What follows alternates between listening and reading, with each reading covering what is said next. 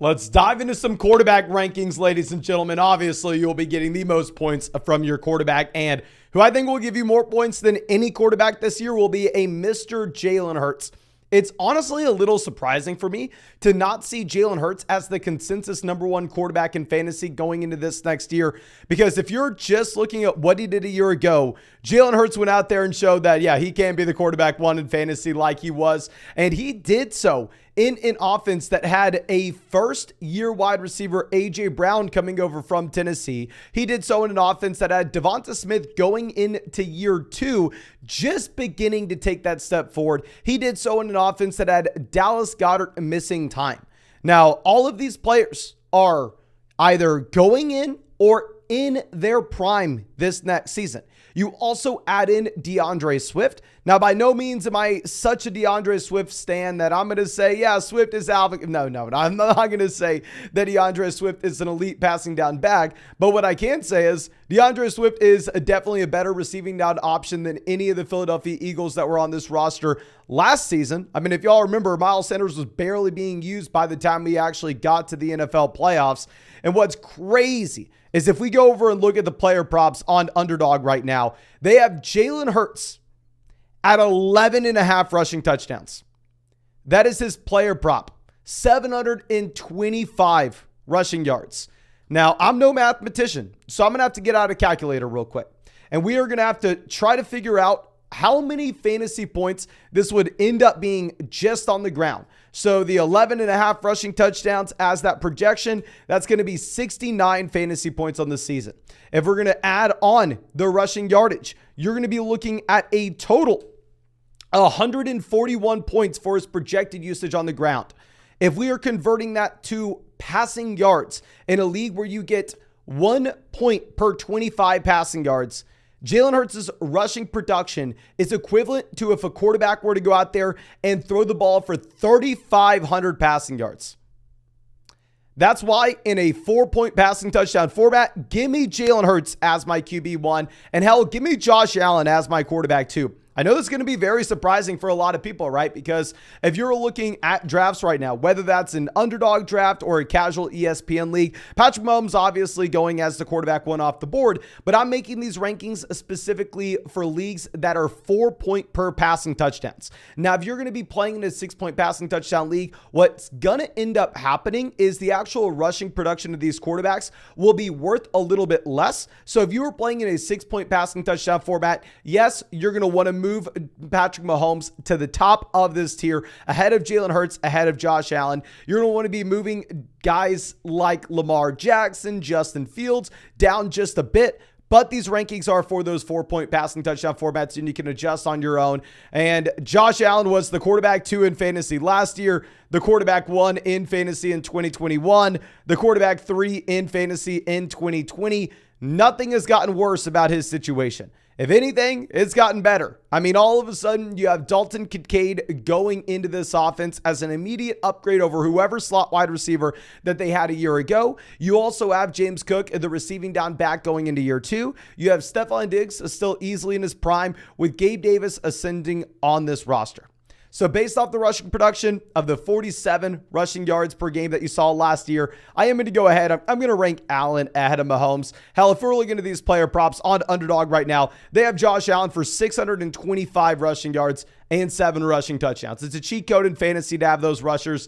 Now we'll go over to Patrick Mahomes as our third quarterback here. And with Mahomes, I mean, he is going well ahead of these other two guys in drafts. Like, if we're going to go ahead and look at Underdog ADP right now, you have Patrick Mahomes consistently going in the middle of the second round. He has an ADP of 20, whereas both Jalen Hurts and Josh Allen are round 3 selections. I mean, Josh Allen has an ADP of 28. With Mahomes, definitely the best quarterback in the NFL, right? But this is fantasy football. It's fake football. We're not trying to figure out who the best quarterback in the NFL is here. Mahomes is still going to run the ball. He's averaged about 21 rushing yards per game over the past 3 years. You just have to be realistic, though. The rushing touchdowns won't be there. And in a 4-point passing touchdown league, like most people play in, a rushing touchdown is worth more than a passing touchdown, which is why we're going to have Hurts and Allen ahead of him. Now, going over to our next guy, we're going to be looking at Lamar Jackson. Now, yes, with Lamar Jackson, I mean, he's disappointed over the past 2 years just because he hasn't been able to stay healthy. And I will admit, even though I know people hate to hear it, and it's probably one of the most controversial things that shouldn't be in my mind, but I think if your quarterback's going to go out there and run the ball for 150 times in a season, he's probably at risk for injury more than a pocket passing guy. If you're comparing Matt Ryan to Lamar Jackson, or back in the day, Phillip Rivers to Lamar Jackson, you're probably a little bit more concerned about the quarterback that's going to go out there and run regardless of, oh, he only got hurt in the pocket. Come on, what are we talking about here?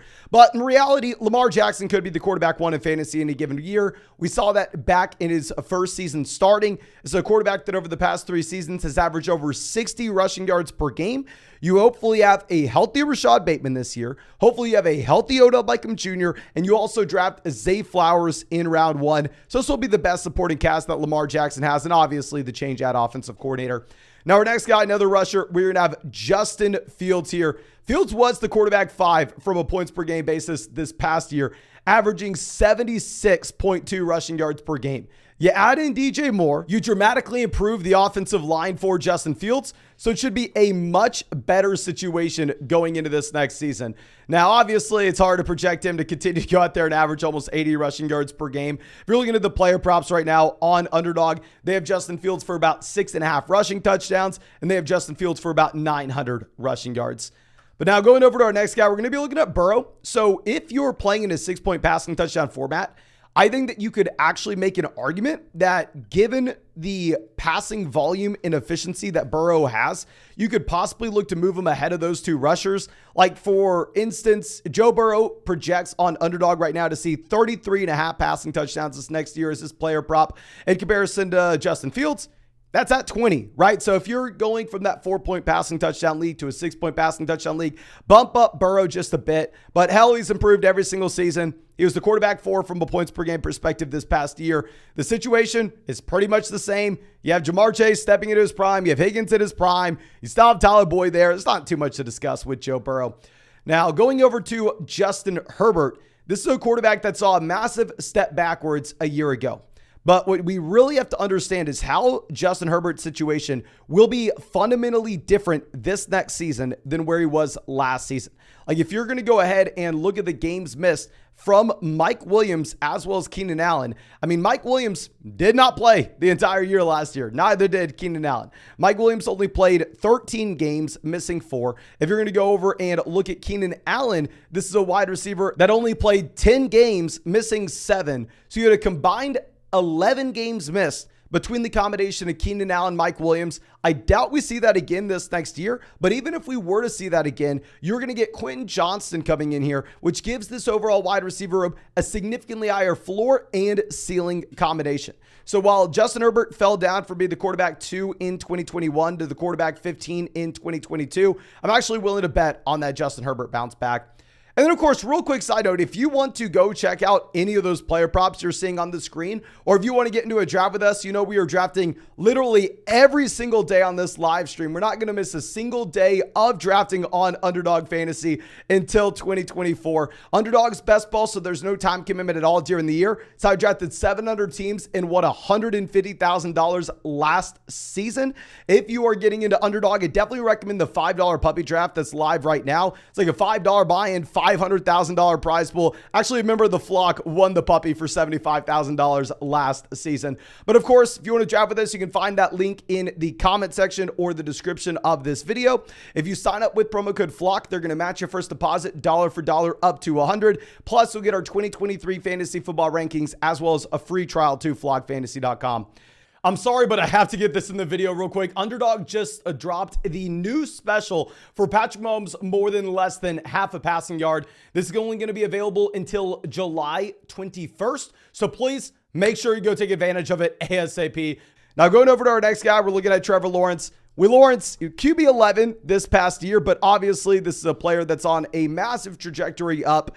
Plus, you just have a much better wide receiver room overall with the addition of Calvin Ridley. Now, in general, if you're going over in those underdog drafts and seeing Calvin Ridley go in the middle of the third round as like a low-end wide receiver one, I probably don't like Calvin Ridley at that price tag, but nonetheless, he should make this offense much, much better in Jacksonville. I think you can be excited about Trevor Lawrence. Now, going over to our next guy, we have to bet on the DeSean Watson bounce back, right? I mean, the last 2 seasons we saw starting outside of 2022, DeSean Watson was the quarterback 2 from a points per game perspective, as well as the quarterback 6. Now, the only thing you'd be really concerned about with DeSean Watson is the fact that this man was drafted back in 2017, right? He's getting a little bit older. You're probably going to see the Russell Wilson type transition where y'all remember early on in Seattle, Russell Wilson was actually running the ball, and the older you get, the less you decide to go out there and scramble and use your athleticism. But you didn't see that this past year with DeSean Watson. DeSean Watson actually averaged 29.2 rushing yards per game, which is more than what you had in 2020, 2019. He just wasn't that good. I mean, only 6 yards adjusted per pass attempt, so it's definitely the worst season of his NFL career, but he stepped into an offense that was made for Jacoby Brissett. He hadn't played football in almost 2 years. So I'm willing to write DeSean Watson the pass for 2022. You get the added on bonus of having Elijah Moore this next season as well. So I think it'll be better for Watson. Now, going over to our next guy, Dak Prescott. Keep in mind, this 2020 season for Dak Prescott, super small sample. It was like 5 games that he averaged 371 passing yards per game. So it's not very realistic to look at Dak Prescott, what he had in 2020, and say that's ever a possibility again. But you can look at what he had in 2021, right? I mean, this past season, though, you had the decline in Dak Prescott's play, both from a fantasy football perspective as well as a real life perspective. Like Dak Prescott, obviously, right up there at the top of the NFL in interceptions. I think you get a bounce back from Dak. You have CeeDee Lamb stepping into his prime. You have the addition of Brandon Cooks. Hopefully, Michael Gallup fully healthy coming off the second recovered season of the torn ACL. Yeah, so I'm in on Dak, and I'm also in on Tua. With Tua, I'm a fanboy, okay? I think that he is underrated in general. A quarterback 11 this past year. The issue is Tua's not going to run the ball. Like in a 4-point passing touchdown format, you have no rushing upside with Tua. You're really only banking on passing volume, which is a little volatile from a year-to-year perspective, but I mean, at the end of the day, Tua was able to average 272 passing yards per game, but it's a little bit skewed, right? Because Tua was leaving games early due to concussions. So in reality, I think that if Tua would have stayed healthy this past year, that skewed number would have been closer to 300 passing yards per game. You can see this by Tua being right at the very top of the NFL alongside Patrick Mahomes and Jalen Hurts with his adjusted yards per pass attempt at 9.2. I think Tua is great. I think it's a great offense, and I'm excited to draft Tua. I would be more excited in the 6-point passing touchdown league, but someone that's perfect for your 4-point passing touchdown formats will be Anthony Richardson. Anthony Richardson, I have no idea at all if he's going to be a good real-life quarterback, right? Probably this next season, he won't be. Probably this next season, you're just going to be looking at the rushing production carrying his way. And hell, there's a lot of rushing upside here. This is a quarterback that in 2021 had 401 rushing yards in 7 games. Keep in mind, in college, sacks count for negative rushing yardage. In 2022, 650 rushing yards in 12 games. Now, if you go over and look at the player props on Underdog right now, they only have him for 16 passing touchdowns. So they're assuming Anthony Richardson has fewer than 1 passing touchdown a game. The passing yardage is not there either. So they're projecting out Anthony Richardson be a very bad passer, at least with the volume you see this next season. So maybe that tells you not to draft Indianapolis Colts players, but Richardson himself should have a ton of rushing upside and points. Now, Daniel Jones just gets better every year, right? Daniel Jones, quarterback 9 this past season, 44 rushing yards per game. Now, what you can be excited about with Daniel Jones that could continue to improve will be his touchdown rate. 3.2% of his passing attempts this past season turned into touchdowns. If you're looking over the past 3 years, Daniel Jones has had one of the lowest touchdown rates in the entire NFL. I think a big reason for this is the New York Giants really have not had a red zone weapon in quite some time. The New York Giants also have not had a big play wide receiver in quite some time. Now, not necessarily saying that they have that in 2023. Hopefully Darren Waller helps. Hopefully they figure out the Saquon Barkley situation, which I'm assuming that they will. Now, our next guy, Kirk Cousins, there's nothing to talk about. I mean, once I get done recording this video, I'll probably go watch more of the quarterback series on Netflix, and I'll learn a little more about Cousins there. In reality, super stable quarterback 12 every single season over the past 3. A better wide receiver core with the combination of Addison and Hawkinson going into this next year, comparison to what you've had in previous. It's just not much fantasy football upside, right? Given the fact that this is a quarterback that's averaged 7 rushing yards per game over the past 3 seasons. Now, Geno Smith, our next guy. Geno Smith arguably is the best 3 wide receiver set in the NFL with Metcalf, Lockett, and now Jackson Smith and Jigba. Plus, you add in a receiving down back in Zach Charbonnet. So the situation looks phenomenal for a quarterback that was great this past year. But to be honest with you, for whatever reason, it's hard for me to buy in. It's hard for me to buy in for like a quarterback that's just breaking out in his 30s. I don't know if we've ever seen this before. Obviously, I'm giving him his respect. I'm ranking him here based off the play that we had last year, combined with the phenomenal situation he has in 2023. There's just something in the back of my mind that it worries me, Geno Smith. Now, Aaron Rodgers this past year was bad. Aaron Rodgers this past year, 6.8 adjusted yards per pass attempt, the lowest mark of his NFL career. 217 passing yards per game. But hopefully the situation will be much better going into 2023 with Garrett Wilson, with Breece Hall, with the New York Jets. And hell, I'm excited for Hard Knocks. So I think we can keep it there. Now going over to Jared Goff, very similar to Cousins, very similar to Rodgers. I mean, these guys just don't have rushing upside, right? They're a little more exciting in a 6-point passing touchdown lead because there you don't have to have the rushing upside. You can make up for it in passing volume. But you have the suspension for Jameson Williams. You have a quarterback that over the past 3 years has had an average finish of the quarterback 20. Yeah, Jameer, I don't know. I'm not a big Jared Goff guy. I think the Detroit Lions, honestly, maybe a little bit overhyped, and I think that's evident by everybody running to the comment sections right now going, oh my God, do you not know the Detroit Lions are going to make the Super Bowl this season? Now, our next guy, Russell Wilson, also very bad this past season, right? Just like Rodgers. You have Sean Payton coming in. You get Marvin Mims in round 2. Hopefully you get a fully healthy Cortland Sutton, Jerry Jeudy, Tim Patrick combo, all of whom missed time this past year. Obviously, Tim Patrick missing the most time. Javonte Williams obviously missed the most time last year as well. So should be a much better skill positional group for Russ this next season. Hopefully the coaching staff is able to come out here and save him. But I mean, the man was bad last year. Now our next guy on this list, Derek Carr. I don't even know why I have Derek Carr this high. Not going to lie to you. I honestly feel like we should move Derek Carr below Jordan Love because if you go through and think about this with Carr, even if he's good as a New Orleans Saint, he's still maybe very bad from a fantasy football perspective. Reason being is we've seen time and time again, Taysom Hill go out there and vulture touchdowns in the red zone. You have Jamal Williams, you have Condre Miller. It looks like this is a team that really wants to run the ball. Derek Carr has no rushing upside whatsoever himself. Derek Carr wasn't that good last year. Derek Carr had 6.7 adjusted yards per pass attempt with Devontae Adams. Love Chris Olave, but I don't know if Olave's Adams level yet. See, I don't even know what we're doing ranking Carr here. Maybe you should just take a shot on Jordan Love, right? Because while I can sit here and say, yeah, you know what, man? I have no idea what to expect with Jordan Love. I think Love could be good. I think Love could be horrendous.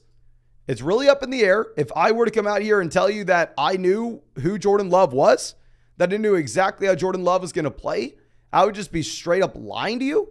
So maybe you would rather have like the massive question mark with Jordan Love, say that there's some upside there. Whereas if you're going to be looking at the other end of the spectrum and you're looking at Derek Carr, is there really any upside? But I think that's all I have for you in this video. Of course, thank you so much for checking it out. And if you enjoyed it, make sure you go down there, drop a like on this video, subscribe to the channel if you play fantasy football. And of course, if you want to get in a draft with us, which we are doing every single day on the live stream, or if you want to go check out any of those season-long player props, you can do so in the same place on Underdog Fantasy. Best ball drafts and no time commitment at all during the year. So I drafted 700 teams and won $150,000 last season. If you sign up with promo code FLOCK, they're going to match your first deposit dollar for dollar up to $100. Plus, you're going to get our 2023 fantasy football rankings as well as a free trial to flockfantasy.com. And available in damn near every state. You can see the states here. Most likely you have Underdog Fantasy. But yeah, thank you again. Really, really do appreciate you. Really hope you have a great day and really hope that we get to see you out with the live stream later today.